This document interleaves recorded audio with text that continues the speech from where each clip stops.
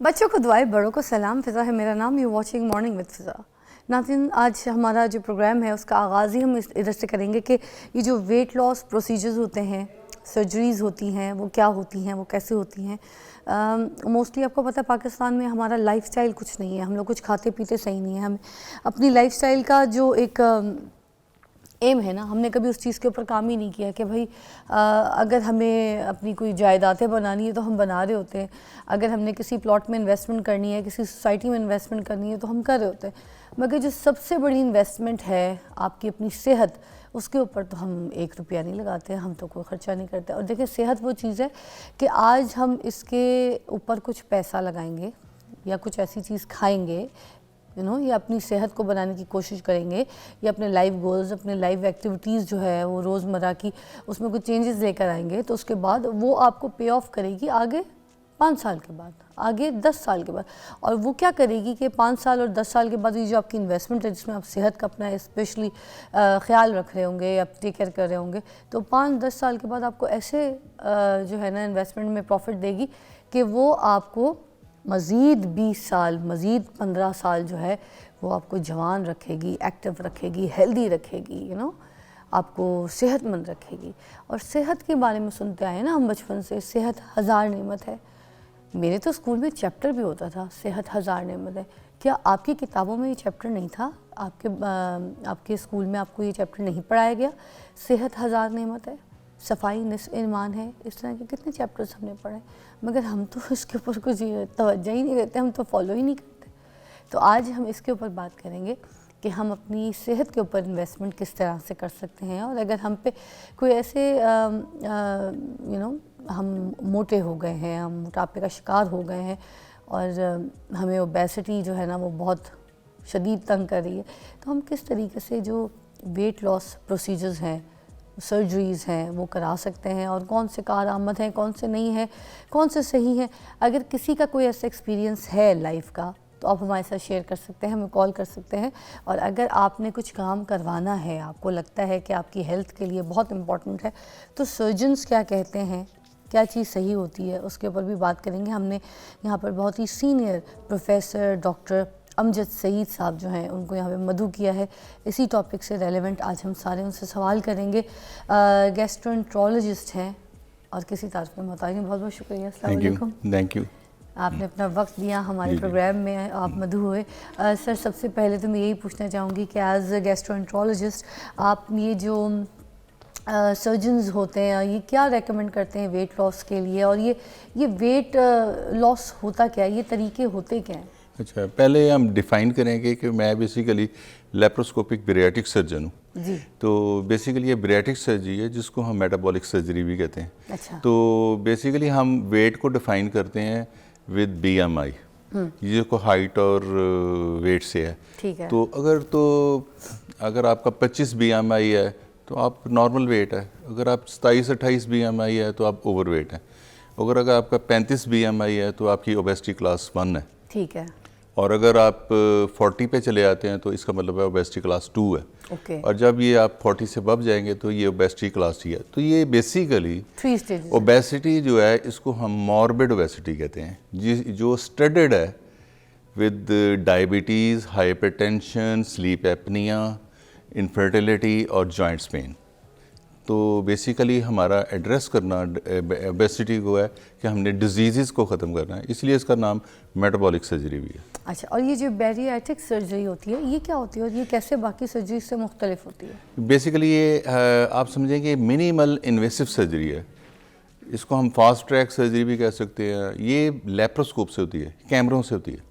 اور جسٹ ہم ایک بہت بڑا پروسیجر کر دیتے ہیں کسی مریض کا کیمرے ڈال کے، جس میں میں آپ کو پروسیجرز بھی بتاؤں گا. تو ہم تقریباً 6 گھنٹے کے بعد اس کو کہتے ہیں پانی پیے، اور جب وہ 2 دن کے بعد گھر چلا جاتا ہے، اسٹچ نکالنے آتا ہے اپنے چھوٹے کیمرے کے، تو اس کا 5-10 kg وزن کم ہو جاتا ہے، اور پھر ہر ماہ 5-6 kg کم ہوتا ہے. اور اس کے ساتھ ایسے ہے کہ ڈائبٹیز جو ہے وہ وینش ہو جاتی ہے. جیسے ہی وہ 10 to 15 kg کم کرتا ہے تو اس کی ڈائبٹیز ختم ہو جاتی ہے, ہائپر ٹینشن ختم ہو سر جاتا یہ ہے. آپریشن کرتے کس طرح سے, یہ جو کیمرہ ڈالتے ہیں کیمرے کے ذریعے کیا کرتے ہیں اب یہ سر؟ اور پھر یہ آپ نے ابھی ایک نئی بات بتا دی کہ اس کی شوگر جو ہے وہ ٹھیک ہو جاتی ہے, ریورسبل. جی جی بالکل, یہ ڈائبٹیز ختم ہو جاتی ہے. بیسیکلی اس کا نام ہی میٹابولک سرجری ہے. اچھا سر یہ 100% کیور ہے؟ ہاں جی ہاں, 80 to 90% جو ہے نا پیشنٹس جو ہے نا ان کی ڈائبٹیز ختم ہو جاتی ہے, ڈائبٹیز 2 اور بلڈ پریشر جو ہے. ہاں جی بالکل. اور اس میں دیکھیں یہ لائف چینجنگ پروسیجر ہے. جیسے ہی پیشنٹ ہمارے پاس 10 دن کے بعد آتا ہے اتنا موٹیویٹ ہوتا ہے, اس نے تو کبھی آج تک 5-7 kg زور لگا کے بھی نہیں کیا ہوتا مہینوں میں, تو وہ 5 اور پھر ہر ماہ جو ہے 3 سے 4 kg وزن کم ہونا شروع ہو یہ جاتا ہے. بیریاٹرک سرجری جو ہے اس کے بارے میں بتا رہے ہیں, اب ہم پورا اس کا ایگزیکٹ پروسیجر پوچھتے ہیں. سر کیا ہوتا ہے پیشنٹ آپ کے پاس آتا ہے؟ اس میں ایکچولی ریکمینڈڈ پروسیجرز ہیں کچھ. جو سب سے آسان پروسیجر ہے وہ میدے کا سائز چھوٹا کرنا ہے, جس کو ہم لیپروسکوپک سلیو گیسٹریکٹمی کہتے ہیں. اچھا اس میں دیکھیں ہمارا جو کاٹ اسٹمک ہے, دیتے ہیں میدا؟ نہیں اس کو ہم چھوٹا کر دیتے ہیں, چھوٹا اسمال کر مطلب دیتے ہیں. کاٹ کے؟ جی جی. اچھا لیکن یہ سارا اینڈوسکوپی مطلب لیپروسکوپی کے لیے پیشنٹ کو نہیں پتہ چلتا اس کو کیا ہوا ہے. وہ تو جب اٹھے گا تو اس کی ڈائٹ کم ہو جاتی ہے اور اس کی سٹیٹی اسی وقت پوری ہو جاتی ہے, اور کچھ دنوں کے بعد اس کا ویٹ کم ہونا شروع ہو سر جاتا ہے. کمپلیٹ اینستھیزیا میں دیتے ہیں آپ لوگ یہ سرجری, کیمرہ وغیرہ جو ڈالتے ہیں؟ ہاں یہ بڑا ہائی ٹیک پروسیجر ہے. سر اس میں کیمرہ آپ لوگ انسرٹ کرتے ہیں کہاں سے کیسے؟ یہ بیسیکلی دیکھیں جس طرح کہ ہم عام دوسرے پروسیجرز بھی کرتے ہیں جس میں ہم گال بلیڈر, اپینڈکس, ہرنیاں کرتے ہیں, یہ تقریباً اسی طرح کیمرے ہم اندر ڈالتے ہیں. کہاں سے؟ یہ ہم پیٹ کے ایک حصے سے 10 mm کا کیمرہ ڈالتے ہیں, باقی 2-4 انسٹرومنٹ ہم ڈالتے ہیں 5 mm کے, اور اس سے ہم کیمرے سے آپریشنز کرتے ہیں. اور 6 گھنٹے کے بعد سر کٹ کتنا ہوتا ہے یہ کیمرے؟ چھوٹے چھوٹے کٹ ہوتے ہیں. بیسیکلی یہ کٹ نہیں ہوتا, یہ ایکسپینڈنگ انسیژن ہوتا ہے, صرف اسکن کا انسیژن ہوتا ہے. اچھا ہاں جی بالکل. ہم کیمرہ اندر ڈالتے ہیں, جب باہر نکالتے ہیں تو باہر کا ایک اسٹچ لگاتے ہیں بس. اور یہ کوئی تین کوئی یا 2 کتنے کوئی؟ ایکچولی یہ ڈیپینڈ کرتا ہے, اس کے کٹ سے کتنا فرق نہیں پڑتا, 2 یا 3 یا 4. بیسیکلی تو پیشنٹ کو کوئی پین نہیں ہوتی, اٹھتا ہے تو وہ بالکل کمفرٹیبل ہوتا ہے. سر میدا اندر سے کٹ جاتا ہے اور اس کو تکلیف کوئی ایسے نہیں اٹھتا ہے تو بالکل نارمل؟ بالکل. واو. اور اس کو کتنی دیر کی ہوتی ہے پروسیجر صاحب؟ یہ تقریباً 1 سے 1.5 گھنٹے کا پروسیجر ہے. 2 نائٹس ہم اسٹے رکھتے ہیں اپنے پاس اپروکسیمیٹلی, اور پیشنٹ جو ہے اس کو 4 نائٹس ہم تقریباً کلیئر فلوڈس دیتے ہیں, اس کے بعد ہم اس کو اسٹاپ ڈائٹ پہ اسٹارٹ کر دیتے ہیں. اور یہ نارملی اپنے گھر میں آرام سے چلا جاتا ہے اس کو؟ یہ ایکچولی ایک پارٹ ہے پروسیجر کا, لیپروسکوپک سلیو گیسٹریکٹمی. دوسرے ہے کہ جب ہم ایکچولی ہم ڈیسائیڈ کرتے ہیں پیشنٹ کی ہسٹری, ایگزامینیشن, لیبارٹری ٹیسٹ سے کہ کون سا پروسیجر اس کو سوٹ کرے گا, تو اس کے بعد دوسرے جو پروسیجر ہیں وہ گیسٹرک بائی پاس ہیں. جب پیشنٹ کا ویٹ بہت زیادہ ہوتا ہے, جس طرح 100 kg ہے, 150 kg ہے, 200 kg ہے, تو پھر ہم اس کے گیسٹرک بائی پاس کرتے ہیں. اچھا. اور یہ جو بیریاٹرک سرجری کے مقابلے میں نان سرجیکل وزن کم کرنے کے کیا فوائد ہوتے ہیں, اس پہ دیکھیں وہ تو دیکھیں اس سے تو بہتر کوئی چیز نہیں ہے, لیکن ہم آپریشنز کرتے ہی اس کا ہیں جس کے اوپر فیلر ہو. پہلے ہم پوچھتے ہیں کہ ویٹ کم کرنے کی کوشش کرے, اگر وہ فیل ہے تو پھر یہ سرجری کی انڈیکیشن آتی ہے, ورنہ تو نہیں آتی. تو دیکھیں ڈائٹ اور واک اسٹیپل ہے فار اینی ویٹ ریڈکشن. جب وہ یہ نہیں کر سکتا تو پھر یہ بیریاٹرک سرجری. سر اس کے کوئی تو سائیڈ ایفیکٹس بھی ہوتے ہوں گے, کوئی نہ کوئی چیز کے کوئی فائدے ہیں تو اس کے کوئی سائیڈ ایفیکٹس بھی ہوں گے. دیکھیں اب یہ جو ہے نا لیٹسٹ ٹیکنالوجی کا ایرا ہے, تو اس کے اندر جس طرح ہم روز مرہ آپریشنز کرتے ہیں یہ تقریباً اتنا ہی سیف ہے جتنا ہم ایک کولیسسٹیکٹمی یعنی گال بلیڈر کا آپریشن کرتے ہیں, اتنا ہی سیف ہے. انہیں good hospital with a good surgeon, with a good anaesthesia team, with a good post op care, ٹھیک ہے. تو need a good surgeon, good hospital اور good surgeon team, then no side effect. No fight. Professor Amjad ہمارے ساتھ موجود ہیں اور ہم ان سے پوچھ رہے ہیں سرجیکل اور نان سرجیکل سرجریز جس سے ویٹ لاس کیا جا سکے. Take a break.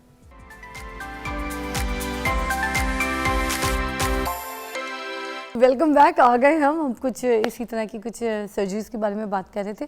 اچھا ڈاکٹر صاحب, یہ جو اگر ایستھیٹکلی دیکھا جائے, کچھ لوگ جا کے جو ہے نا کرواتے ہوتے ہیں ایکسپیرینس اپنا ویٹ لاس, کچھ پیٹ کی سائڈ کی چربی ہٹاتے ہیں, کوئی بیلی کی طرف سے تھوڑا سا ان کو جو پرابلم ہے وہاں, تو وہ جو یہ پروسیجر کرواتے ہیں جس میں لائپو ہوتا ہے, ٹھیک ہے, کچھ لوگ کہتے ہیں ٹیبل ڈیتھ بھی ہو جاتی ہے, بہت سے لوگوں کی ہوئی ہے لائپو کرتے وقت. از دیٹ جی ایکچولی دیکھیں جو لائپوسکشن ہے یہ ایستھیٹک پروسیجر ہے. ایستھیٹک کا مطلب ہے کہ یہ خوبصورت دکھنے والا پروسیجر ہے جس میں لوکلائزڈ فیٹ کو وہ ایملسیفائی کر کے آرام سے سخت کرتے ہیں.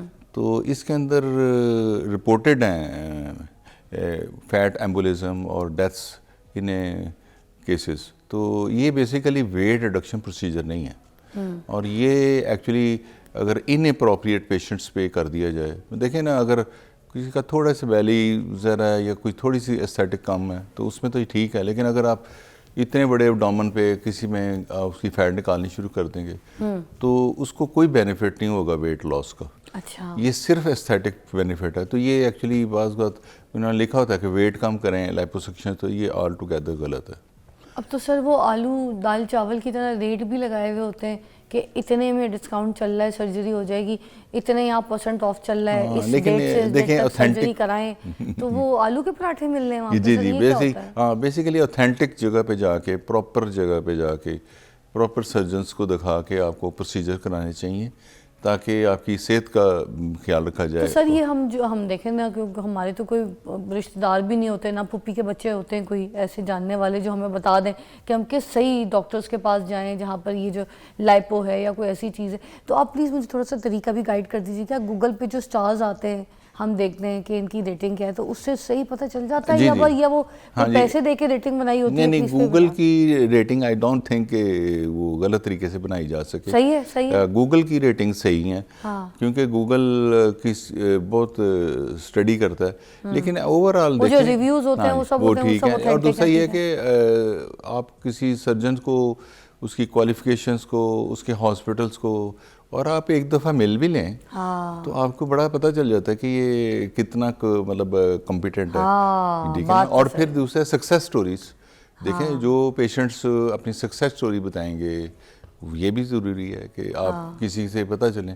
تو ہمارے پیشنٹ ٹو پیشنٹ ہے, ایک پیشنٹ ہوتا ہے وہ جب سیٹسفائی ہوتا ہے تو اگلے پیشنٹس کو بتاتا ہے, تو یہ سب سے زیادہ بہتر طریقہ ہے. ہاں اچھا, وہ جو آپ بیریٹک سرجری بتا رہے تھے اس کا کاسٹ کیا ہوتا ہے سر؟ اگر کوئی کروانا چاہے تو کس طریقے سے کتنے میں ہو جاتا ہے؟ کاسٹ اس کی زیادہ ہے کیونکہ اس میں ڈسپوزیبلز جو ہے نا کاسٹ وہ تقریباً 3-3.5 لاکھ کے لگ جاتے ہیں. اچھا, اور ہاسپٹل جو ہے یہ ایکچولی یہ جو ہے بہت اچھے ہاسپٹلس میں آپریشنس کرنے پڑتے ہیں کیونکہ اس کے اندر ہائی ٹیک کیمرے چاہیے, high tech post of care چاہیے, ہائی ٹیک انستھیزیا ٹیم چاہیے, پوسٹ آف کیئر چاہیے, 3-4 لاکھ وہ بھی لگ جاتا ہے. تو لیکن جو پیشنٹ میرے پاس آتے ہیں جن کے پاس ہو, تو پھر میں پوری ان کی کوشش کرتا ہوں کہ ان کا 2-3 لاکھ روپے کم ہو جائے. مطلب ہارڈلی کو 5 لاکھ میں ہو جاتا. ہاں 5 لاکھ میں کر دیتا ہوں جو نان افورڈنگ ہو. Kind of you cute. اچھا سر مجھے یہ بھی بتائیں, اگر یہ پرائیویٹ ہاسپٹل سے ہٹ کے گورنمنٹ ہاسپٹل میں دیکھا جائے وہاں پہ یہ علاج چل رہا ہے یا ابھی بالکل وہاں پر یہ ابھی اسپوریڈکلی ہو رہا ہے, لیکن بیسیکلی یہ پرائیویٹ ہاسپٹلس میں ہی ہیں سارے, کیونکہ زیادہ کنسلٹنٹس جو ہیں اس کے ٹرینڈ جو ہیں وہ پرائیویٹ ہاسپٹلس میں ہیں. ایک یہ بیلون ہوتا ہے پیٹ کے اندر, بیلون ڈال دیتے ہیں سر, وہ پروسیجر بھی بتا دیں. یہ ایکچولی بیلون جو ہے نا یہ صرف ان میں ہیلپ کرتا ہے جس میں ہم فٹ کرنا چاہیں پیشنٹ کو. اچھا, مطلب دیکھیں ایک پیشنٹ کا ویٹ ہے 220-30 kg ہے اور اس کو انستھیزیا والے کہہ رہے ہیں کہ ابھی ویٹ کم کریں, ہم بھی ویٹ کم کراتے ہیں تاکہ لیور تھوڑا سا شرنک کرے, تو اس میں پھر یہ ہم یوز کرتے ہیں بیلون. یا ہم اس میں یوز کر سکتے ہیں جو اوور ویٹ ہوں, ماربڈ اوبیز نہ ہوں, تو اس کے اندر بھی ہیلپ کرتا ہے. جہاں پہ سرجری انڈیکیٹڈ ہی نہیں ہے تو وہاں پہ بیلون لگا لیں تو زیادہ افیکٹو ہے.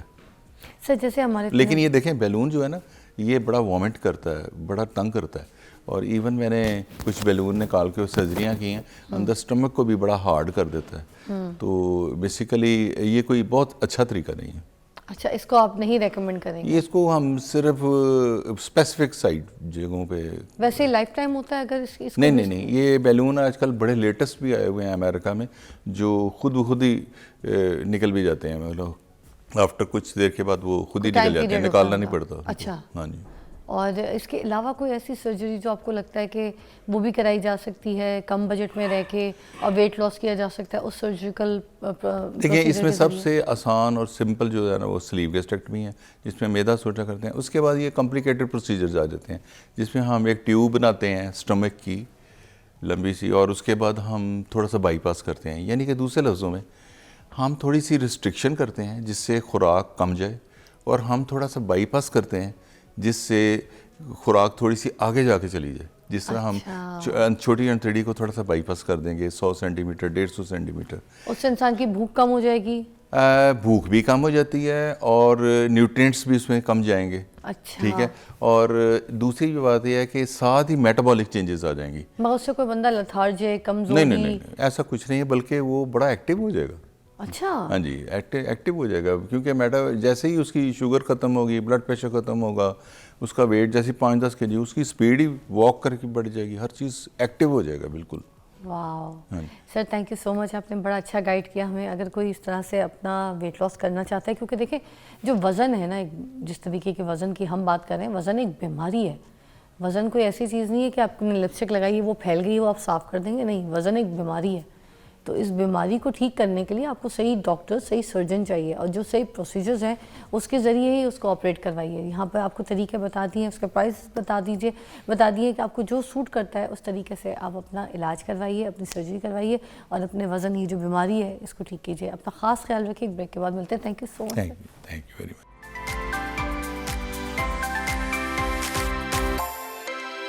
Welcome back, you watching morning with فضا.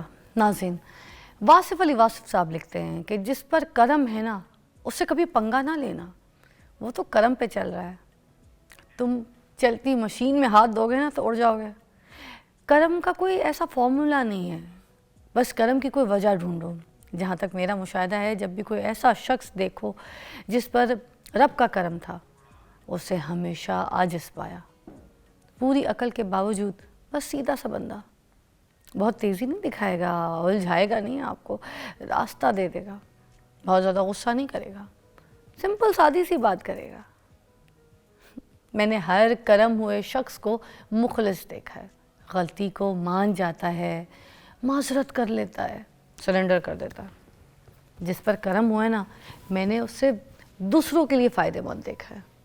یہ ہو ہی نہیں سکتا کہ آپ کی ذات سے کسی کو نفع ہو رہا ہو اور اللہ آپ کے لیے اس کامیابی کو اور خوشحالگی جو ہے اس کو روک دے.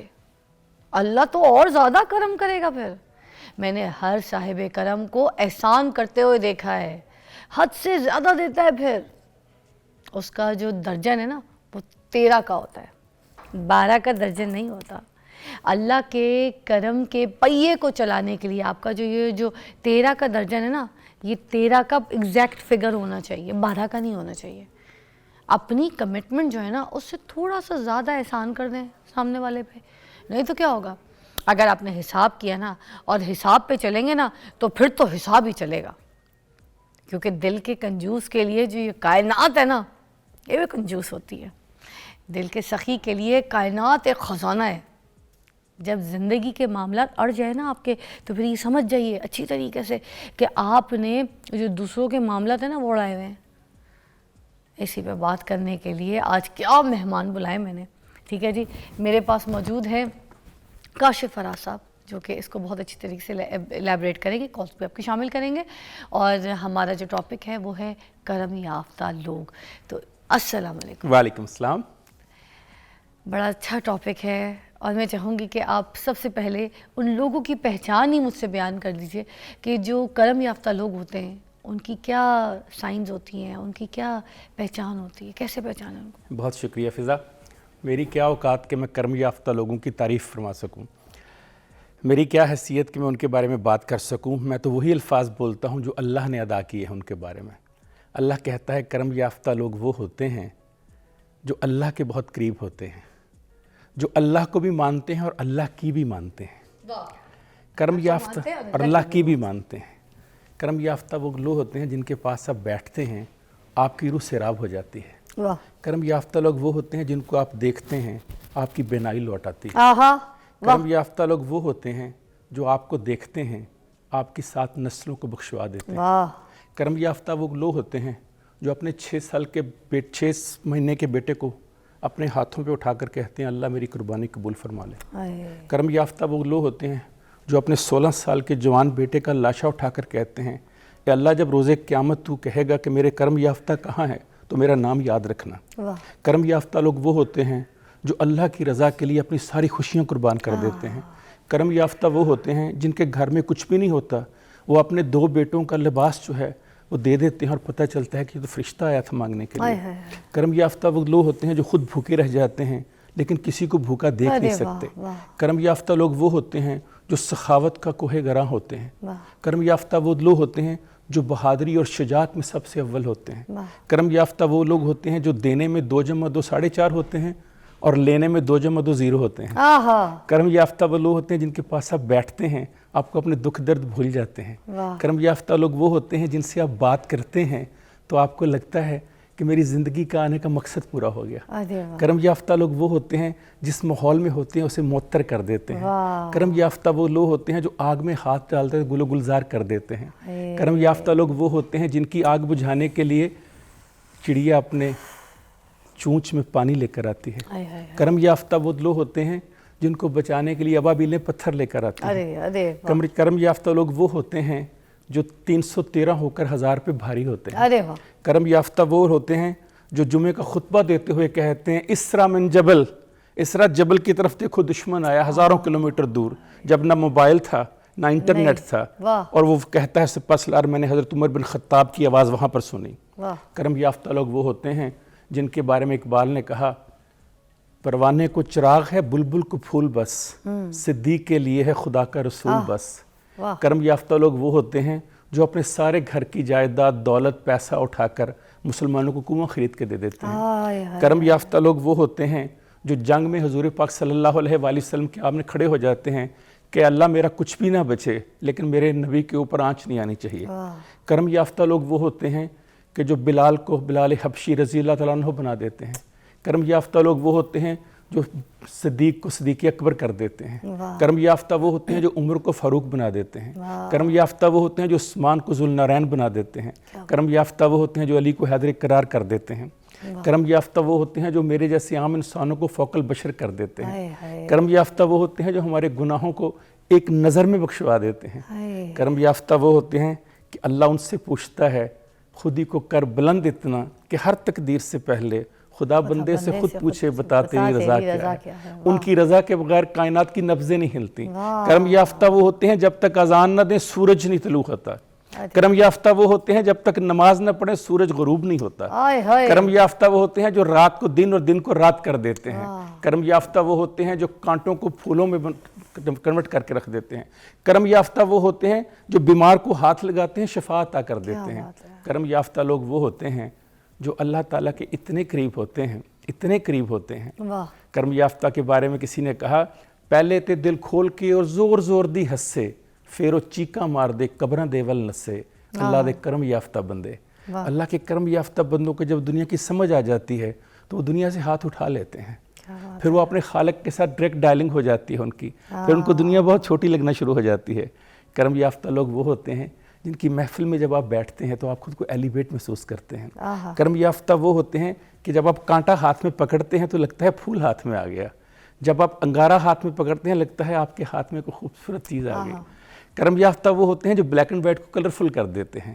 کرم یافتہ وہ ہوتے ہیں جو ایک نظر سے گناہوں کو اس طرح پاک کر دیتے ہیں جیسے ابھی بچہ ماں کے پیٹ سے پیدا ہوا. 46 آیات ہیں, 46 آیات اللہ تعالیٰ کی کتاب بائبل میں کرم یافتہ لوگوں کے بارے میں. کرم یافتہ لوگوں کے بارے میں سورہ انبیاء کی آیت نمبر 69 میں اللہ تعالیٰ ارشاد فرماتے ہیں, سورہ نساء کی آیت نمبر 69 میں کہ جو اللہ اور اللہ کے رسول کے قریب ہوتے ہیں 4 لوگوں کی بات کی اللہ تعالیٰ نے. پہلے انہوں نے کہا کہ انبیاء ہیں, پھر انہوں نے کہا صدیقین ہیں, پھر انہوں نے کہا شہداء ہیں, پھر انہوں نے کہا صالحین ہیں. یہ 4 اللہ کے کرم یافتہ لوگ ہیں. اللہ کے کرم یافتہ لوگوں کے بارے میں قرآن مجید کی 20 آیات ہیں. سورہ حدید میں اللہ تعالیٰ فرماتا ہے کہ وہ لوگ جنہوں نے فتح سے قبل اپنا مال خرچ کیا, یعنی فتح مکہ سے پہلے جنہوں نے مسلمانوں کے لیے اپنی قربانی دی. اسی طرح اللہ تعالیٰ سورہ توبہ میں فرماتا ہے مہاجرین انصار میں جنہوں نے اسلام قبول کرنے میں پہل کی, جنہوں نے اپنے بھائی اور بہنوں کی مدد فرمائی. اسی طرح سورہ فاتحہ میں اللہ تعالیٰ فرماتا ہے اہدنا الصراط المستقیم. کرم یافتہ وہ لوگ ہیں جو اللہ کے صراط مستقیم پر سیدھے راستے پر چلتے ہیں. سورہ فرقان کی آیات میں اللہ تعالیٰ نے 19 خوبیاں بیان کی ہیں کرم یافتہ لوگوں کی, اور کہا ہے کہ بری محفل سے, بری بات سے, بری چیز سے خود کو دور رکھتے ہیں. क्या बात है। अल्लाह के रास्ते में किसी और को खड़ा नहीं करते, कुफर नहीं करते, अल्लाह के रसूल की बात करते हैं। सूरह हुजुरात में अल्लाह ताला ने फरमाया करम याफ्ता लोग कौन हैं? कहा करम याफ्ता वो हैं जो नबी के हुजरे के पास से गुजरते हैं, अपनी आवाज़ नीची कर लेते हैं। वाह, अदम ने कहा अदम यज़दा से इतने बेतकल्लफ, बड़ा दरबार है, आहिस्ता बोलो। जो अपनी आवाज़ नीची करके आहिस्ता, जो ज़मीन पर चलते हैं तो उनको कुरान की आयत याद होती है, ज़मीन पर अकड़ अकड़ मत चलो, ना तुम आसमान की बुलंदियों को छू सकते हो, ना ज़मीन की गहराइयों को नाप सकते हो। वाह खूबसूरत। इन्हीं पहचान के साथ, इन्हीं निशानियों के साथ कि करम याफ्ता लोग कौन होते हैं, करम याफ्ता लोग ऐसे होते हैं। ब्रेक के बाद मिलते हैं।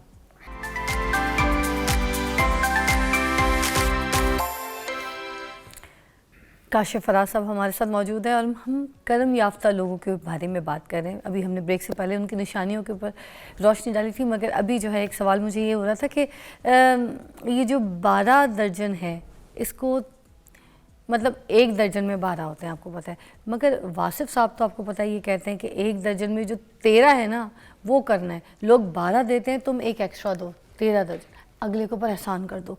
तो ये किस तरीके से? हाँ, बहुत अच्छी बात आपने की। पहले तो वारिस शाह साहब की बताता हूँ कि वो कौन सी कमाई है जो 12 से 12.5 हो जाती है या 13 हो जाती है। वारिस शाह ने कहा वारिस शाह सदा ही जिंदे जिन्हें कितियाँ नेक कमाइयाँ ने, जिनकी नेक कमाई होती है ना उनका दर्जन 12 का हो ही नहीं सकता।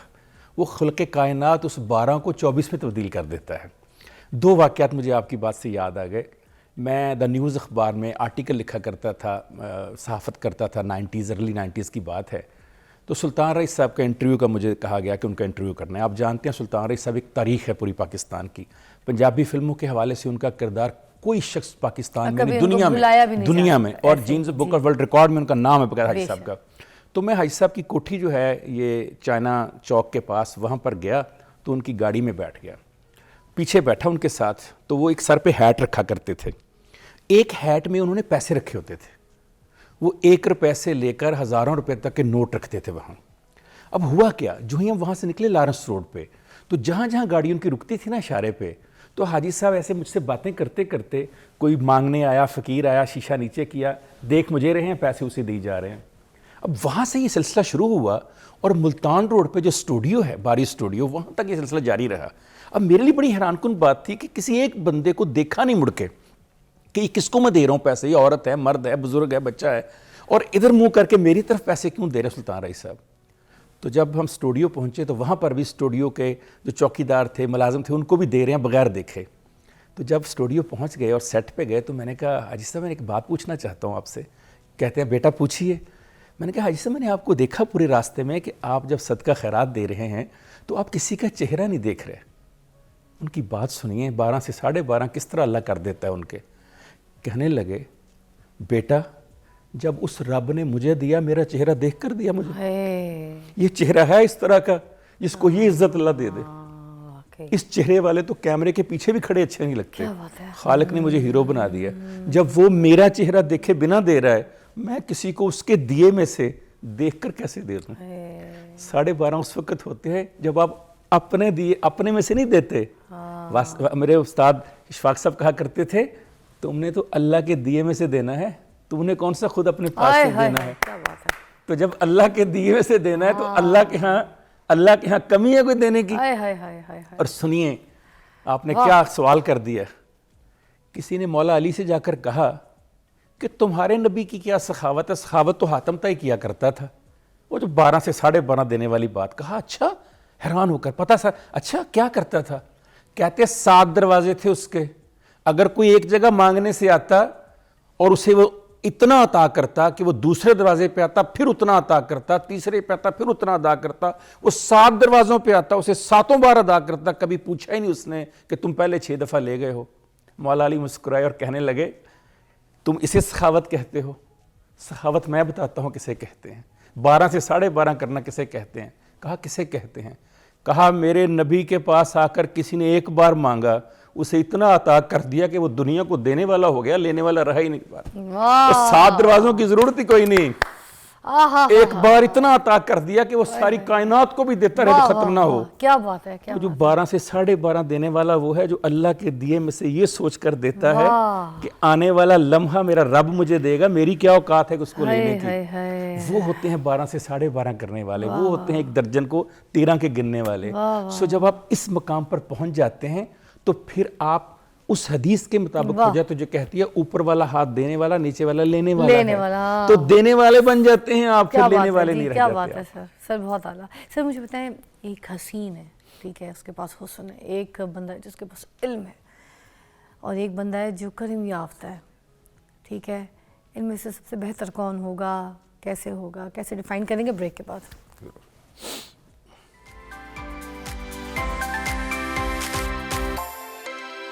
Welcome back, you watching morning with فضا. ہمارے پاس کاشف فراز صاحب ہیں اور ہم کرم یافتہ لوگوں کے بارے میں بات کریں. میں آپ سے یہ پوچھنا چاہی تھی کہ ایک انسان بہت خوبصورت ہے, حسین ہے, ایک کے پاس علم بہت ہے, ایک کے پاس دولت بہت ہے, اور ایک جو ہے وہ کرم یافتہ ہے. کن سے آپ زیادہ انسپائر ہوں گے؟ کیا بات ہے, کیا اچھا سوال. ایک بہت مشہور کردار ہے برصغیر پاک و ہند کا, اسے کہتے ہیں مورا مائی. مورا مائی اپنے زمانے کی سب سے خوبصورت طوائف تھی, لاہور میں رہتی تھی, مسلمان تھی. ایک بار وہ مہاراجہ رنجیت سنگھ کے دربار میں ناچ رہی تھی اور اس کے ارد گرد شیشے لگے ہوئے تھے. شیشے پر اس کی نظر پڑی, اپنا حسن دیکھا, اپنی ادائیں دیکھیں, اپنا رنگ دیکھا, اپنا لباس دیکھا, اپنا قد دیکھا, اور پھر بے ڈھنگے بے شکل قسم کے مہاراجہ کو دیکھا تو اس کی ہنسی نکل گئی. اب مہاراجہ بڑا کایا آدمی تھا, وہ سمجھ گیا بات کو. اس نے کہا رک جاؤ, اسے روک دیا ناچتے ہوئے. کہنے لگا ہنسی کیوں ہو؟ تو وہ گھبرا گئی. تو اس نے کہا مہاراج ویسے ہی. کہتا نہیں کوئی بات تو ہے. کہا مہاراجہ آپ کی جو ہے نا طبع نازک پہ گراں گزرے گی. کہا میں تمہیں بخشتا ہوں, میں تمہیں کچھ نہیں کہوں گا, سچ سچ بتاؤ. کہتی ہے کیا بتاؤں آپ کو؟ شیشے میں جب اپنا حسن دیکھا, جب اپنا سراپا دیکھا, جب اپنی خوبصورتی دیکھی تو بڑا فخر ہوا. پھر جب آپ کو دیکھا تو سوچا کہ میرا رب مجھے کس کے سامنے نچا رہا ہے, جس کی نہ شکل ہے, نہ عقل ہے, نہ جس کے پاس کوئی رتبہ ہے, نہ کوئی روب ہے, نہ کوئی رنگ ہے, نہ کوئی روپ ہے, نہ کوئی قد ہے. تو اس بات پہ ہنسی نکل گئی. سنیے کیا کہا مہاراجہ نے. اس نے کہا جب رب چیزیں بانٹ رہا تھا, 2 قطاریں بنی ہوئی تھیں. پہلی قطار میں رب بانٹ رہا تھا علم, خوبصورتی اور خوش کلامی, اور جو دوسری قطار تھی اس میں رب بانٹ رہا تھا کرم. پہلی قطار میں تمہیں حسن مل گیا, تمہیں کردار مل گیا, تمہیں علم مل گیا, اور میں دوسری قطار کے آخر میں کھڑا تھا, مجھے کرم مل گیا, مجھے بلیسنگ مل گئی, مجھے رحمت مل گئی. مورا ایک بات یاد رکھنا, خالق جسے کرم دیتا ہے اس کے آگے حسن کو, کردار کو اور کلام کو ناچنا پڑتا ہے. کرم والوں سے پنگا نہیں لینا. ابھی آپ نے سٹارٹ میں کہا کرم والوں سے پنگا نہیں لینا. تو کرم جن کے پاس ہوتا ہے ان کے گھر کی لونڈی بن جاتی ہے, غلام بن جاتی ہے باقی ہر چیز. خالق جب کرم کرتا ہے کسی پر, خالق نہ شکل دیکھتا ہے, خالق نہ عقل دیکھتا ہے, خالق نہ حسن دیکھتا ہے, بلکہ کرم ہی اس کا حسن ہوتا ہے, کرم ہی اس کا کردار ہوتا ہے, کرم ہی اس کی کلام خوش کلامی ہوتی ہے, کرم ہی اس کی بہادری ہوتی ہے. اسی لیے بابا بلے شاہ کو کہنا پڑا جے دیکھاں اپنے عملاں ولے کچھ نہیں میرے پلے, جے دیکھاں تیری رحمت ولے بلے بلے بلے. یہ جس پہ رحمت آ جاتی ہے, کرم آ جاتا ہے, وہ پھر ساری چیزوں سے بے نیاز ہو جاتا ہے. اللہ اپنے بارے میں کہتا ہے نا اللہ الصمد, میں بے نیاز ہوں. تو اللہ اپنی بے نیازی اپنے لوگوں میں بانٹ دیتا ہے جس پہ کرم کرتا ہے. وہ بے نیاز ہو جاتے ہیں ان چیزوں سے. پھر وہ چھوٹے موٹے حسن کے, کلام کے, خوبصورتی کے محتاج نہیں رہتے, ان کی خوبصورتی کرم کے اندر آ جاتی ہے. اچھا, کرم یافتہ لوگ ہوتے ہیں, یہ معاشرے میں زیادہ مثبت اثر ڈال سکتے ہیں آپ کو لگتا ہے؟ نہ صرف اس دنیا میں بلکہ ہر دنیا میں. بائبل کی ایک لائن ہے, سیدنا عیسیٰ علیہ السلام نے فرمایا اللہ تعالیٰ کے حکم سے, وہ کہتے ہیں کہ ایک برائی اور ایک بیماری ایک اچھے انسان کا اس کائنات, اس دنیا اور اگلی دنیا میں کچھ نہیں بگاڑ سکتی. کرم والے ہی ہیں جو معاشرے کو تبدیل کرتے ہیں. کیوں؟ کیونکہ ابھی آپ نے اور میں نے بات کی کہ وہ ان کا درجن 12 کا نہیں 13 کا ہوتا ہے. وہ دینے والے ہوتے ہیں, اوپر والے ہاتھ والے ہوتے ہیں, وہ کچھ کرنے والے ہوتے ہیں, وہ مددگار ہوتے ہیں, وہ غم گسار ہوتے ہیں, وہ چارہ ساز ہوتے ہیں, وہ دکھ دور کرنے والے ہوتے ہیں, وہ زخم مندمل کرنے والے ہوتے ہیں, وہ روتے کو ہنسانے والے ہوتے ہیں. وہ کہا نا افتخار عارف نے, گھر سے مسجد ہے بہت دور چلو یوں کر لیں, گھر سے مسجد ہے بہت دور چلو یوں کر لیں, کسی روتے ہوئے بچے کو ہنسا کر دیکھیں. اس کا بھی تو ثواب ہے. یہ صرف کرم والوں کو ملتا ہے, جو روتوں کو ہنساتے ہیں, جو بھوکوں کو کھانا کھلاتے ہیں, جو مسکینوں کا خیال رکھتے ہیں, جو غریبوں کا خیال رکھتے ہیں, جو بیواؤں کے سر پہ ہاتھ رکھتے ہیں.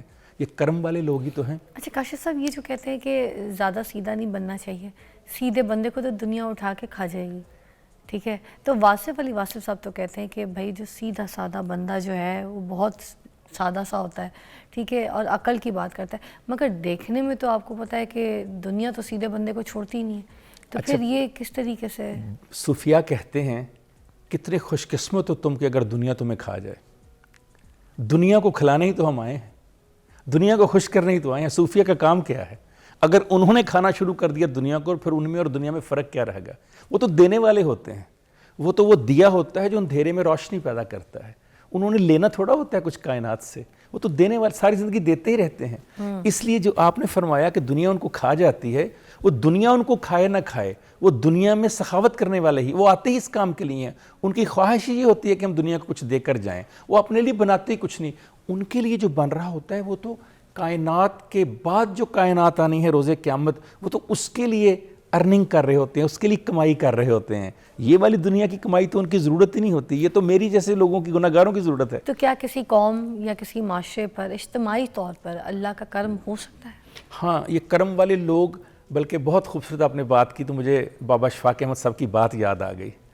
میں نے ایک دن کہا بابا بڑے بڑے اور اچھے اچھے لوگ, کرم والے لوگ اٹھتے چلے جا رہے ہیں دنیا سے, کچھ اموات ہوئی بڑے لوگوں کی. تو انہوں نے بڑا خوبصورت جملہ بولا. انہوں نے کہا بڑے لوگ کسی بھی معاشرے کو انعام کے طور پہ دیے جاتے ہیں, سزا کے طور پر واپس لے لیے جاتے ہیں. تو اگر بڑے لوگ اٹھنا شروع ہو جائیں آپ کے معاشرے سے تو سمجھ لیجئے آپ کی سزا شروع ہو گئی, اور اگر بڑے لوگ پیدا ہونے شروع ہو جائیں سمجھ لیجئے آپ کا انعام شروع ہو گیا. کرم والے انعام کے طور پر, ریوارڈ کے طور پر سوسائٹیز کو ملتے ہیں, معاشرے کو ملتے ہیں, اور یہی وہ لوگ ہیں جو ایک اچھے اور برے معاشرے کا فرق پیدا کرتے ہیں.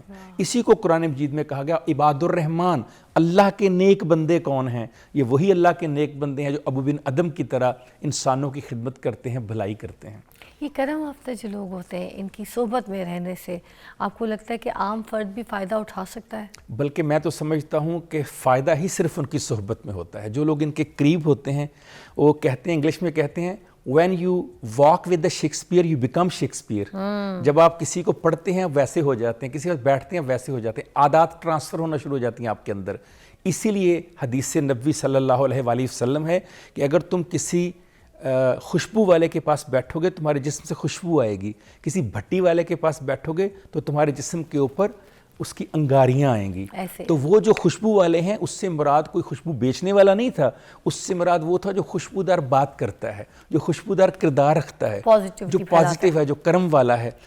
جب تک آپ وہ صحبت اختیار نہیں کریں گے کبھی پاسبل ہی نہیں ہے کہ آپ ان جیسے یا ان کے راستے پر چلنا شروع ہو جائیں. صحبت بہت بڑی چیز ہے. اچھا, ہر امیر آدمی, ہر کامیاب آدمی جو انسان ہے اس دنیا میں, تو کیا وہ کرم یافتہ ہوتے ہیں یا پھر یہ صرف ایک مادی کامیابی سے متعلق ہے؟ نہیں, پہلی بات تو یہ کہ مادی کامیابی ایک حصہ ہے اس کامیابی کا. ابھی آپ نے کہا کیا تمام انسان کرم یافتہ ہوتے ہیں؟ جی, بحیثیت انسان مگر خاص وہ جو امیر ہیں. ہاں, میں وہی فرق کرنے لگا. فرق کیا ہے دونوں میں؟ ایک کرم تو یہ ہے کہ اللہ نے ہمیں انسان بنایا, یہ سب سے بڑا کرم ہے, اشرف المخلوقات. ماشاءاللہ. اب اس اشرف المخلوقات میں کچھ وہ ہیں جو جب بن رہے تھے تو انہوں نے شیطان کی پیروی کرنا شروع کر, ان کی روحوں نے.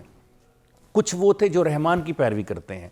اب جو رحمان کی پیروی کرتے ہیں اور جیسے میں نے کہا کہ اس کو بھی مانتے ہیں اس کی بھی مانتے ہیں, وہ ہیں جو ان کرم والوں اشرف المخلوقات میں اعلیٰ کرم والے ہیں. ایک ہیں بشر, ایک ہے فوق البشر. ہم سب بشر ہیں, عام انسان ہیں, ہم سے اوپر ایک فوق البشر ہے, وہ جو آئمہ اکرام ہیں, وہ جو نیک لوگ ہیں, وہ جو اعلیٰ ہیں, جن کے بارے میں ابھی میں نے آپ کو سورہ نساء کی آیت بتائی. آپ جانتی ہیں سورہ نساء کی آیت کہاں؟ یہ ابھی آپ نے صحبت کا سوال بھی کیا.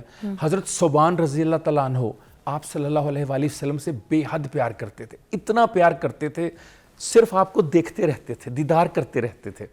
ایک دن آپ نے دیکھا تو کہا صوبان تمہارے چہرے پہ غم اور رنجیدگی کیوں ہے؟ کہا یا رسول اللہ میں بہت پریشان ہوں۔ کہا میرے ہوتے ہوئے صوبان پریشان ہو گیا؟ کہا جی یا رسول اللہ۔ کہا کیوں پریشان ہو؟ کہا میں سوچتا ہوں کہ آج تو آپ کو دیکھ رہا ہوں، روز قیامت کیا ہوگا؟ میں تو بہت گناہ گار ہوں، بہت دور ہوں گا آپ سے، آپ کو کیسے دیکھ پاؤں گا؟ آپ صلی اللہ علیہ وسلم کو اتنا پیار آیا، آپ صلی اللہ علیہ وسلم نے آسمان کی طرف دیکھا، جبرائیل فوراً آسمان سے اترے، سورہ نساء کی آیت نمبر 69 پیش کی کہ اے محمد ان کو بتاؤ کہ جو صالحین ہوں گے، جو صدیقین ہوں گے، جو شہداء ہوں گے، جو انبیاء ہوں گے، جو تم سے پیار کرنے والے ہوں گے، وہ اس دنیا اور اگلی دنیا میں نبی کی صحبت میں ہوں گے، ان کے پاس ہوں گے، ان کے قریب ہوں گے۔ واہ، اسی خوبصورت بات کے ساتھ ایک بریک لیتے ہیں، دوبارہ آپ کو جوائن کرتے ہیں۔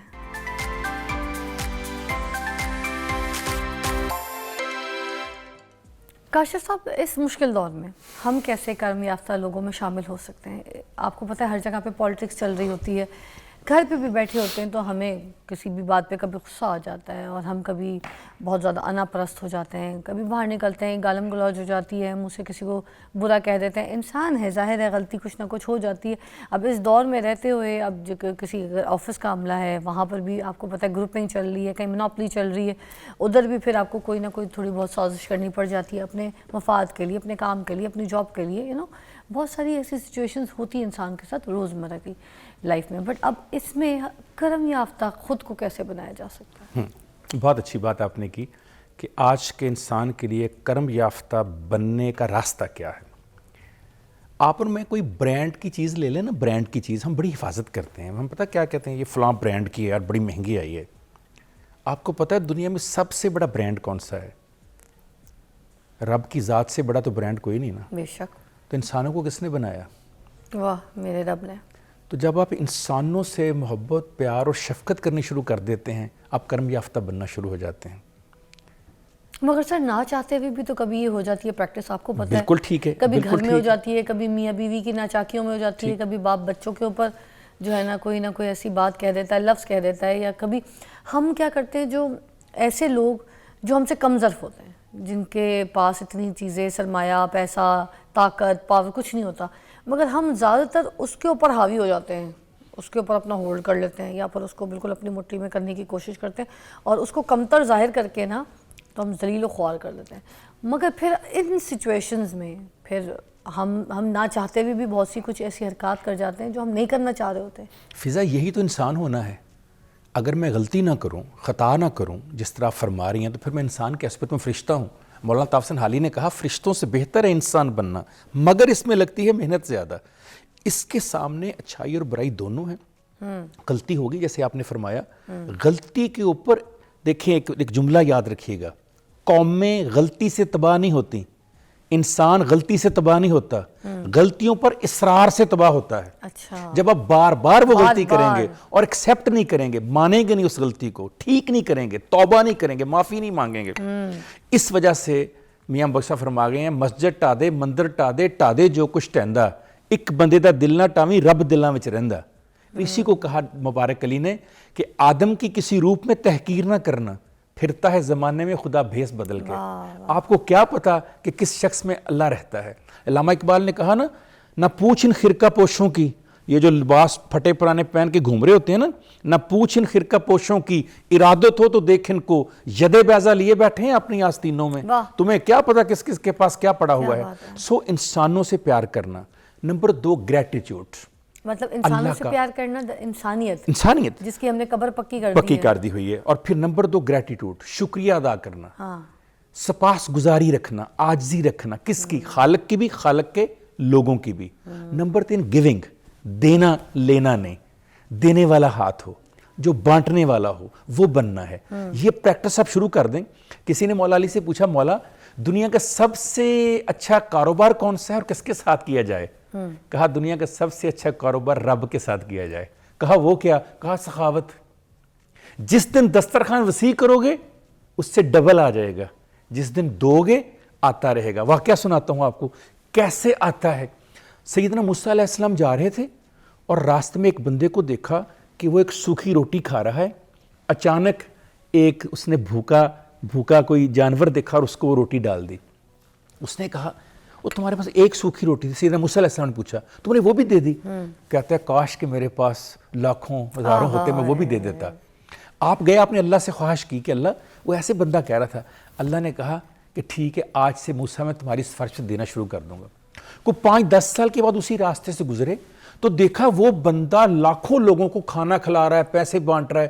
بڑے حیران ہوئے کہ 5-7 سال پہلے تو یہ سوکھی روٹی کھا رہا تھا. اس سے پوچھا تو جواب سنیے, کہنے لگا موسیٰ جب آپ نے مجھ سے پوچھا اور میں نے آپ کو خواہش کی, آپ تو چلے گئے, میں رات سو گیا.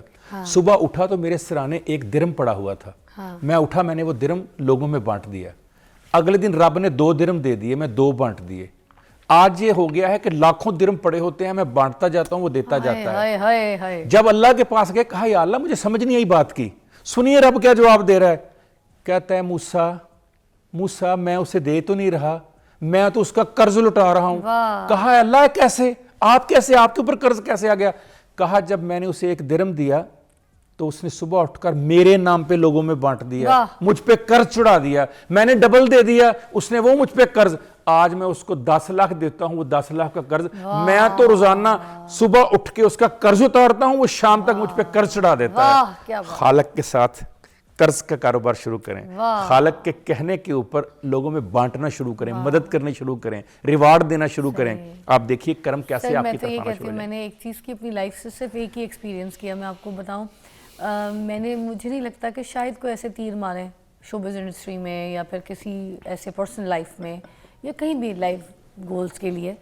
مجھے لگتا ہے کہ ہلکی پھلکی بھی اگر میرے پاس کوئی چیزیں ہیں یا پھر میں اگر تھوڑا سا ان میں کوئی بیٹھ لیتی ہوں یا رہ لیتی ہوں, چھت سے لے کے کوئی بھی ایسی چیز یا پہننے اوڑھنے سے, تو مجھے لگتا ہے وہ صرف اور صرف مجھے ملی ہے اللہ کے ساتھ تجارت کرنے سے. تو میں یہ ایک سب کو سمجھانا چاہتی ہوں کہ اگر کسی نے امیر ہونا ہے تو ڈائریکٹ اللہ کے ساتھ تجارت کریں, چھوڑ دیں باقی محنتیں, چھوڑ دیں باقی ایفرٹ, چھوڑ دیں پلاننگ, مگر یہ جو تجارت اللہ کے ساتھ ہے تو وہ اتنے سے کا اتنا واپس کرتا ہے.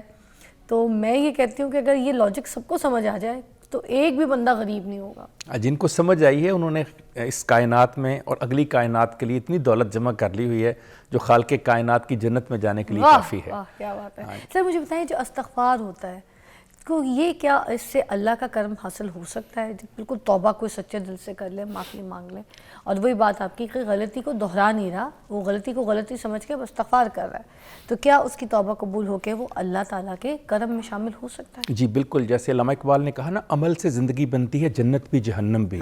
یہ خاکی اپنی فطرت میں نہ نوری ہے نہ ناری ہے. میں اور آپ نہ کوئی فرشتے ہیں نہ انسان ہیں, ہمارے عمل سے پتہ چلنا ہے ہم کیا ہیں.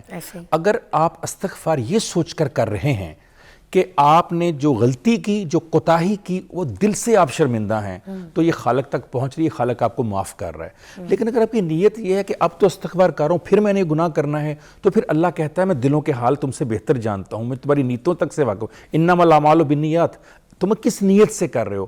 اگر ساری حیاتی بھی کوئی گناہ کرتا رہے مگر اس امید اور نیت کے اوپر استغفار کرے کہ دوبارہ نہیں کروں گا, اللہ سارے گناہ معاف کر دیتا ہے. میں اس کے لیے آپ کو باقاعدہ سند کی بات کرتا ہوں, میری بات نہیں ہے, جو کتابوں میں لکھا ہوا ہے کہ ایک عورت جو کہ معلوم مہینوں میں کوئی نیک عورت نہیں تھی, وہ مر گئی. ایک صحابی نے اسے خواب میں دیکھا وہ جنت میں گھوم رہی ہے. وہ بڑے حیران ہوئے, اگلے دن نبی پاک صلی اللہ علیہ وسلم سے لائے, کہنے لگے یا رسول اللہ میں بڑا پریشان ہوں, وہ فلاں عورت جو پورے عرب میں مشہور ہے کہ اچھی عورت نہیں, وہ تو جنت میں گئی ہوئی ہے. کہا اے صحابی تجھے پتا ہے کہ مرنے سے پہلے اس نے کیا عمل کیا؟ کہا یا رسول اللہ نہیں. کہنے لگا تمہیں پتا اس کی موت کہاں ہوئی؟ کہتا ہے ریگستان میں. کہتے ہیں مرنے سے پہلے وہ ریگستان میں جا رہی تھی, اسے بھوک پیاس لگی, وہ ایک کنویں کے پاس گئی, اس نے دیکھا ایک بکری کا بچہ پیاس سے بلبلا رہا ہے, اس سے رہا نہ گیا, اس نے اپنے جوتے کے ساتھ دھاگا باندھ کے نیچے پھینکا کنویں میں اور جوتے میں پانی نکال کر اس کو پیش کیا. خالق کو اس کی یہ ادا اتنی پسند آئی, اس کے سارے گناہ معاف کر دیے. استغفار تو آخری لمحے میں, اسی وجہ سے واصف صاحب کہتا کیا کہتے ہیں, موت کی آخری ہچکی کو ذرا غور سے سن, موت کی آخری ہچکی کو ذرا غور سے سن, ساری ہستی کا فسانہ اسی آواز میں ہے. پتہ چل جائے گا مرتے ہوئے کیسی گزری تمہاری. اگر زندگی میں نہیں پتہ چل رہا تو ایسا لمحہ آتا ہے جب آپ کے سامنے سب پتہ چل جاتا ہے کیسی گزری آپ کی. اس سے پہلے کہ وہ لمحہ آئے ہمیں استغفار کر لینا چاہیے. کیا بات ہے کاشف فراز صاحب, بہت بہت شکریہ آپ کے اتنے خوبصورت لفظوں کا جس کی آپ نے یہاں پہ بارش کی, اور بہت اچھا لگا ہمیں جس طریقے سے پروگرام کی آج کی آغاز تھی اور اختتام بھی بہت خوبصورت. موضوع بھی بہت خوبصورت, اور آئی ہوپ آپ کو آج کا ہمارا ٹاپک بہت اچھا لگا ہوگا. کرم یافتہ لوگ کون ہوتے ہیں, ان کی پہچان بھی آپ کو اچھی طریقے سے ہو گئی ہوگی, ہم کس طریقے سے کرم یافتہ بن سکتے ہیں. اپنے ارد گرد اچھے استاد ڈھونڈیے, اچھے لوگ ڈھونڈیے جن کی صحبت اچھی ہے, ان سے آپ کرم حاصل کر سکتے ہیں. اور سب سے اہم بات یہ ہے کہ اپنا درجن جو ہے وہ 12 سے 13 کا کر لیں. بریک کے بعد ملتے ہیں.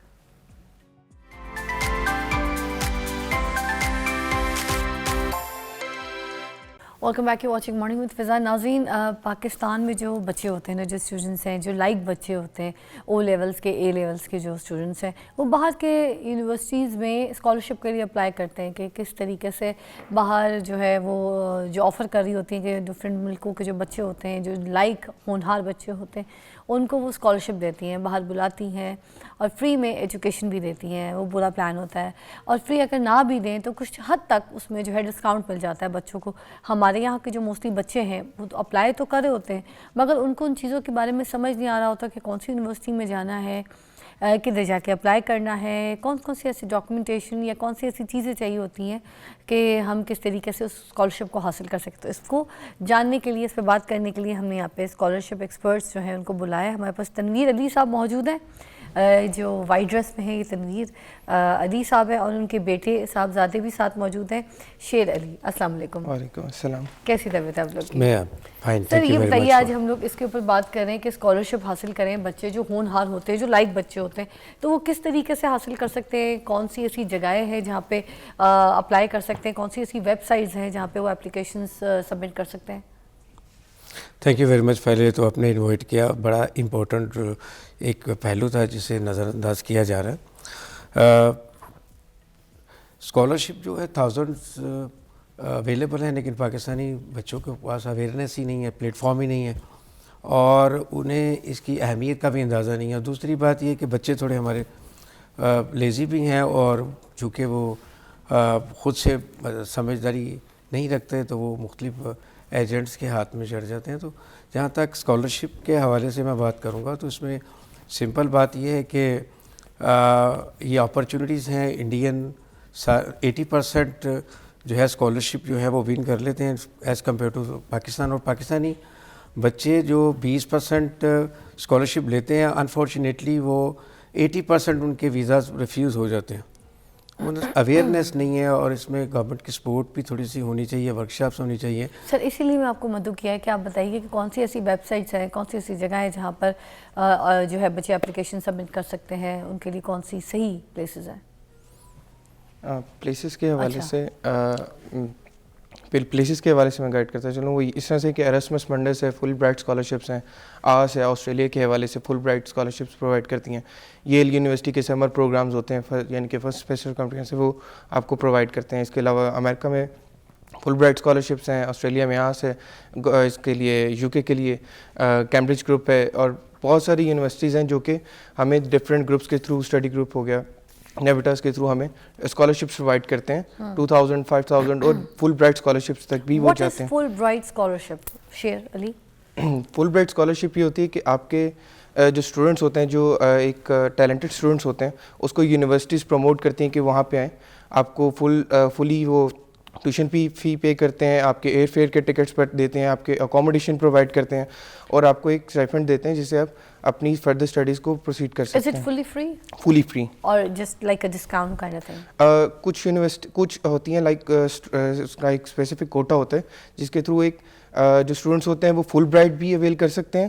جب فل برائٹ مکمل ہو جاتی ہے تو ان کی Fulbright is totally free. Fulbright is totally free. Okay. اور اگر وہ فلی فنڈڈ نہیں بھی ہو پا رہے ہوتے, ان کو میکسیمم 50%, 40%, 30% تک اسکالرشپ ڈفرینٹ گروپس کے تھرو مل جاتی ہیں. اسٹوڈنٹس کو کیسے پتہ چلے گا کہ ہم اس فل برائٹ پہ جو ہے نا, فل برائٹ کے پیجز ہیں, آپ آن لائن فل برائٹ کے بہت سارے پلیٹ فارمز ہیں جو کہ آپ کے پاس اویلیبل ہیں. کچھ موٹے موٹے نام ہمیں بھی بتا دیں تاکہ اس کا نام بھی فل برائٹ اسکالرشپ ہے, ایراسمس منڈس. ہاں جی ایگزیکٹلی, فل برائٹ اسکالرشپ نام ہے اسکالرشپ کا. اور اچھا, یہ جو ٹریولنگ ہے اس کے بارے میں بتائیے گا, واٹ از ٹریولنگ, اور اس کو کس طریقے سے اپلائی کیا جا سکتا ہے, اس کو کیسے حاصل کر سکتے ہیں, اور کون سے ایسے ڈسپلنس میں اویلیبل ہے. اسی طریقے سے اوکے جی اویلیبل آپ اس کے لیے آپ کے ڈاکومنٹیشنز ہوتے ہیں جو ایم او آئی اس کا آپ کا انگلش پروفیشنسی سرٹیفکیٹ پرووائڈ کرنا ہوتا ہے. آپ کی ایس او پی بہت میٹر کرتی ہے اس کے اندر. آپ کے ایکڈیمک ریکارڈ ہوتے ہیں, ٹیچرز ریکمنڈیشن لیٹرز. نہیں, میرے کہنے کا مطلب یہ کہ جو آئی ٹی کے اسکالرشپس ہیں نا, یا جو انوائرمنٹل جو سائنسز کے جو ہیں ڈاکٹرس کے لیے ہیں اسکالرشپس, ٹھیک ہے, کن کن کے لیے بہتر اسکالرشپ ہے اس کے بارے میں میں پوچھ رہی ہوں. جی, کن کن کے لیے مطلب یہ جو تھوڑا سائنس سا میں can you speak with loudly, I can't hear you very well. میں یہ کہنا چاہ رہی ہوں کہ جیسے اسکالرشپ جو ہے یہ جو فل برائٹ کے سپوز, یا کون سے ایسے ڈسپلنز ہیں کہ if you talk about the I T scholarships یا انوائرمنٹل سائنسز کے یا پھر میڈیکل کے ہیں, ٹھیک ہے, ان کے کون کون سے ایسے زیادہ جو ہیں وہ اویلیبل ہیں اس کے بارے میں بتائیے گا. جی, اس میں تھوڑی 2-3 چیزوں کو میں ذرا ہائی لائٹ کر دوں اس کے اوپر کہ جب بھی آپ لوگ اسکالرشپ کا کانسیپٹ جو ہے, پہلے first of all you should understand کہ نہیں, میں اویلیبل کی بات کر رہی ہوں. اویلیبلٹی دیکھیے جی پورے ابھی کون کون سے سارے سبجیکٹس کو کور کچھ یونیورسٹیز میں سوری 2 لوگ بول رہے ہیں, آپ پہلے کلیئر کر لیں. جی, تھوڑا سا مجھے اسپیک لسننگ میں پرابلم ہو رہا ہے. میں آپ سے کہہ رہی ہوں, میں آپ کو جی بتاتی پلیز ہوں. پلیز پلیز میں یہ کہہ رہی ہوں میں آپ کے پاس آ کے تھینک یو ویری مچ. جی جی آپ پلیز. میں یہ کہہ رہی ہوں کہ ان میں کون کون سے ایسے جو ہے نا کورسز اویلیبل ہیں جو آپ بتا سکیں اسٹوڈنٹس کے لیے کہ کہاں سے کدھر سے وہ یہ جو برائٹ والے جو فیوچر والے ہیں اس کو اویل کر سکیں. کورسز تو اویلیبل ہیں. دیکھیے اگر آپ ٹیکنالوجی کے حوالے سے چاہ رہے ہیں تو آپ کو چائنا کی بہترین مارکیٹ ہے, چائنا میں آپ کو مل جائے گا, اور چائنا کے علاوہ آپ کو ٹرکی میں مل جاتا ہے. اور ٹیکنالوجی کے حوالے سے چائنا ہمیں بہت آئی ٹی کے جو کورسز آئی ٹی کے حوالے سے, ٹیکنالوجی کے حوالے سے, میڈیکل کے حوالے سے, اسپیشلی میڈیکل اور انجینئرنگ کے حوالے سے چائنا ہمیں بہت سپورٹ کر رہا ہے. اور وہاں پر چونکہ وہ بہت فرینڈلی انوائرمنٹ ہے ان کا, اور وہ بہترین انداز میں آپ کو اکاموڈیٹ بھی کر رہے ہیں, اور بڑا فرینڈلی انوائرمنٹ بھی آپ کو پرووائڈ کر رہے ہیں, اور فل فلیج آپ کو اسکالرشپ بھی پرووائڈ کر رہے ہیں. آپ دوسرے جہاں تک اب آئی ٹی کی اگر فیلڈ میں جانا چاہتے ہیں تو اس کے لیے the best market for me but I think because I have been there in this business for the last 23 years, تو اس کے لیے آئی ٹی کے لیے America is the best place because it's a most competitive environment, اور آپ کو اپنی پہچان وہاں ملتی ہے. دوسری آپ کو بڑا کمپیٹیٹیو انٹرنیشنل انوائرمنٹ ملتا ہے, اور لینگویج آپ کی پروفیشنسی بڑی زبردست ہو جاتی ہے. اور ایک بریک لیں گے, بریک کے بعد دوبارہ جوائن کریں گے اور پھر ہم مزید اس کو آگے بھی الیبوریٹ کریں گے. ٹیک اے بریک.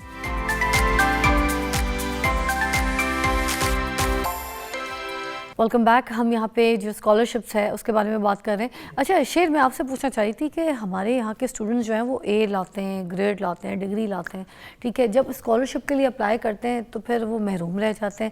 یہ جو فل برائٹ ہوتے ہیں, یہ فرسٹ اسکالرشپس ہوتی ہیں, تو یہ جو کوالیفائی نہیں کر پاتے وہ کیا وجہ ہوتی ہے اسٹوڈنٹس کی؟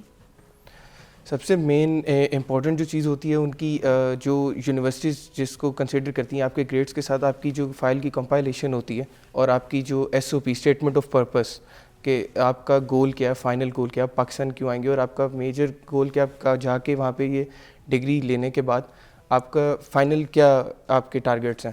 اگر وہ آپ اس کو ایکسپلین نہیں کر پا رہے ہوتے تو نارملی یونیورسٹیز اور جو پلیٹ فارمز ہیں وہ آپ کو پیچھے کر دیتے ہیں, اور دوسرے اسٹوڈنٹ جو کہ جن کی بہت ہی اچھے طریقے سے پریزنٹیشن ہوئی ہوتی ہے ان کو ایکسیپٹ کر کے وہ آگے پروسیڈ کر دیتے ہیں. سیکنڈلی لیک آف اویئرنیس بہت زیادہ ہے, ڈیڈ لائنس کا نہیں پتہ ہوتا. اس میں ڈگری بھی نہیں میٹر کرتی. اگر جیسے ہونہار ہوتے ہیں نا, ایز بھی لے کے آ رہے ہیں تو اے پلس کی ڈگریاں لے آئے ہیں, ٹھیک ہے, اور ٹاٹ ایز لیے ہوئے ہوتے ہیں, پھر بھی وہ بھی معنی نہیں کرتی. نہیں میٹر کرتی ہیں, کیمسٹ اسٹڈیز ہوتی ہے, اے لیولس کیا ہوا ہوتا ہے. نہیں وہ میٹر کرتی ہیں, لیکن آپ کے جو لیک آف انفارمیشن بہت میٹر کر رہی ہوتی ہے. ڈیڈ لائنس کا نہیں پتہ ہوتا. ایپلیکیشن جب لانچ کر رہے ہوتے ہیں تو بہت سارے ڈاکومنٹیشنز مس ہو جاتے ہیں جس کی وجہ سے وہ ایپلیکیشن کنسیڈریشن میں نہیں آتی.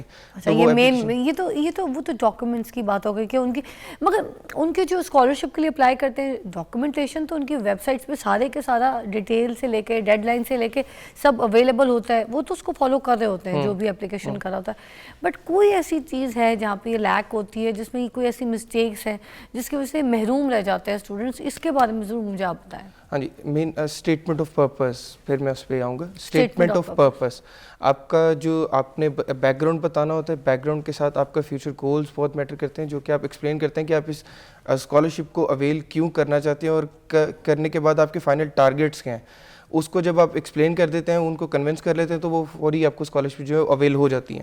اور اگر فل برائٹ نہیں بھی ہوتی تو آپ کو دا لیسٹ وہ 50%, 40%, 10% تک اسکالرشپس دیتے ہیں, اسپیشلی امریکہ کے اندر جو فل برائٹ اسکالرشپس ہیں.